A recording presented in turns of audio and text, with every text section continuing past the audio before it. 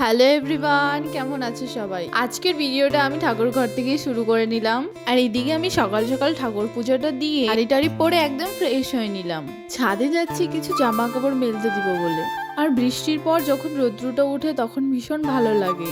প্রাকৃতিক দেখতে কত সুন্দর, তাই না?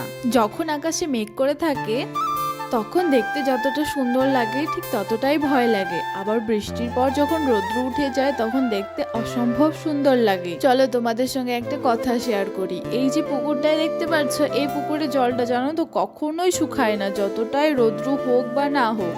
আর এই পুকুরের জলটা জানো তো বৃষ্টি পড়লে বাড়বে কিন্তু কমবে না যতই রৌদ্র উঠুক। আর দেখো আমার গাছে কত সুন্দর ফল এসছে।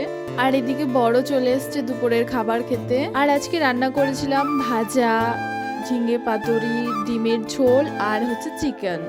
আর এদিকে আমি খাওয়া দাওয়া করে একটু শুয়েছিলাম, ঠিক তখনই দেখি এই কাকুটা চলে এসছে। আর আমাদের এখনকার সময়টা হচ্ছে এখন দেল পুজো হয় বলে নানান জায়গায় নানান রকমের নাচ গান হয়। তবে আমার ভিডিওগুলো ভালো লাগলে অবশ্যই লাইক কমেন্ট করতে কিন্তু ভুলো